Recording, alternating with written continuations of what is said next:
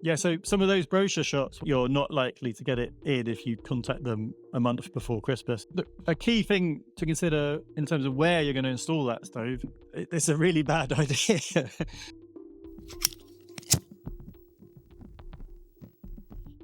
Right, so let's change gears again and let's focus on installation and safety.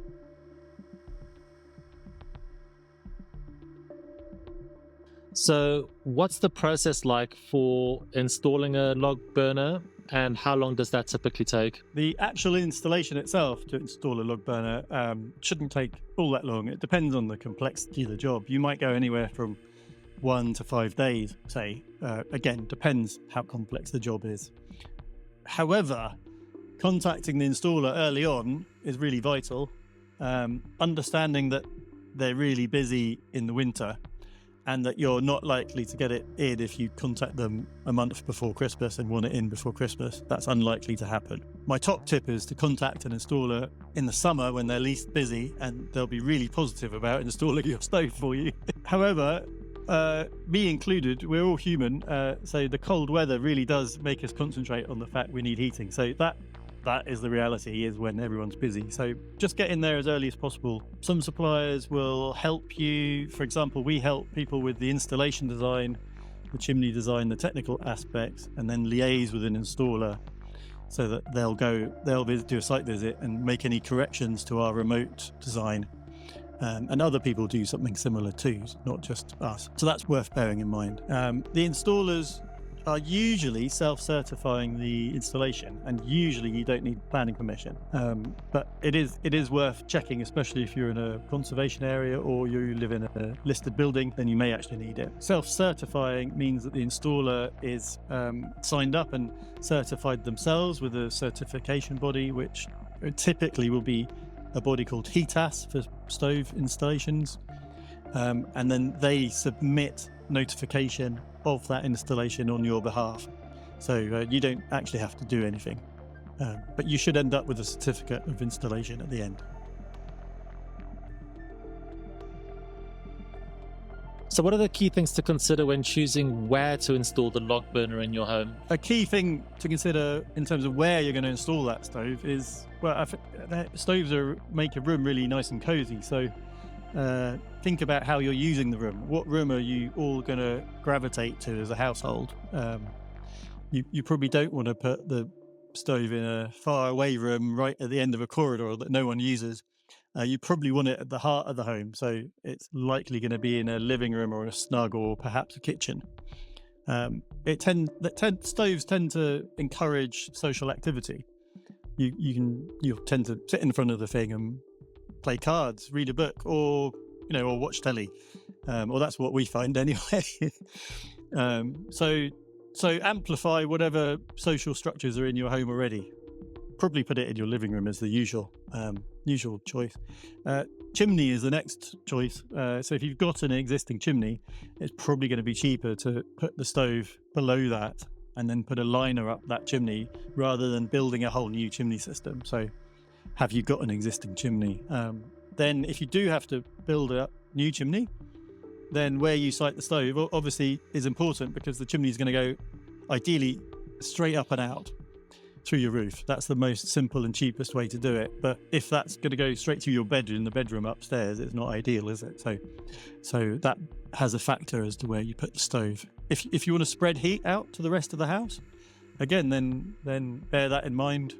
See if you can put it somewhere where it's going to spread the heat out, maybe somewhere a bit more central rather than off to one side of the house.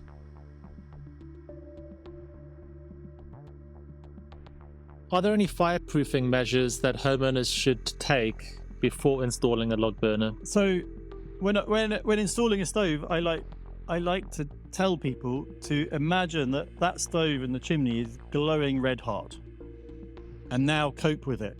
So it won't normally glow red hot, but getting your head around that in terms of fire safety is a really quick way to imagine the danger and then to take rectifying action. So where the chimney goes up through the floors, you imagine that could get quite hot on the outside, and that's why the components that come with a chimney that you make have ventilation gaps around the outside to keep that penetration cool, so that if it does get really hot, it doesn't become a problem. Sometimes people will come to us and go, well, I don't want to put that twin wall insulated chimney up, it's far too expensive. I'll just put single skin all the way up. And we won't supply someone with that because it's dangerous. But it really gets a point across quickly to them when I say, yeah, just imagine that single skin without any insulation. Imagine that glowing red hot in your floor. And they'll go, oh, right, that's not very good. No, it's not. So in the event, what we're always trying to do with a chimney is to cope with the events of a chimney fire. It's not very likely, but it can happen. And if you get a chimney fire, it gets very hot inside that chimney. And so all our design and installation safety is basically around making that okay. We want to avoid it, but we're trying to make that okay. Around the stove itself, it needs to sit on a base that obviously can take the weight and the heat. Most stoves can go on a 12mm half, so quite a thin half, because they don't, in the lab test, they don't heat the bottom up to more than 65 degrees above ambient in the lab test. No. Typically, the installation manual will say 12mm half is okay, is how they describe that. Obviously, the stove itself gets hot. So if you've got children or vulnerable people, the installer, in fact, has to put fixings in for a guard if you have children or vulnerable people in your household. But more than that, consider putting a guard around it so that you're not stumbling into it by accident. You also have some stoves are convection stoves, so they have a dual skin, so that they're kind of cool to the touch on the outside. So it's worth bearing in mind, do I want one of those? Make it a bit cooler to the touch. You can get, if you open the door, you can potentially get embers falling out of the stove, which is why you have a hearth and it has a minimum distance in front of the stove.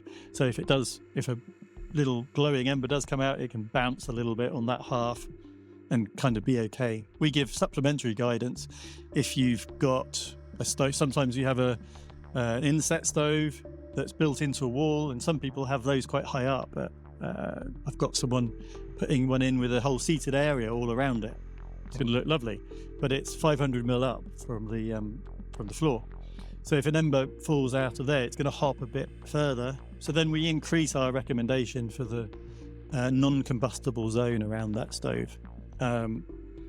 If you might have a lintel above the stove, and if that's very close to the stove and made of wood, then that can potentially get too hot. So that needs to be borne in mind. You either need to move it further away, or you can get lintels that look like wood but aren't made of wood. And then, of course, if there's any combustible walls around, you may need to replace them or heat shield them.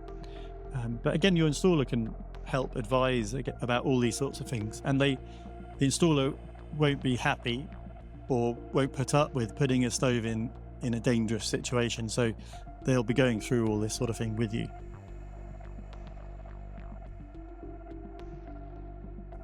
Staying on the safety aspect of things, so if you're storing wood in close proximity to the actual wood burning stove, which a lot of people do for statics and for convenience, is there a minimum distance that one has to have between kind of the exterior of the stove and that wood store? Yeah, so some of those brochure shots where you see the wood kind of actually piled up against the stove, it's a really bad idea. Yeah, don't do that. Each stove will, in the test report and in the manual, will have some minimum distances to combustibles that you can read about. Typically it'll be at least 100mm from the side to the stove, maybe more.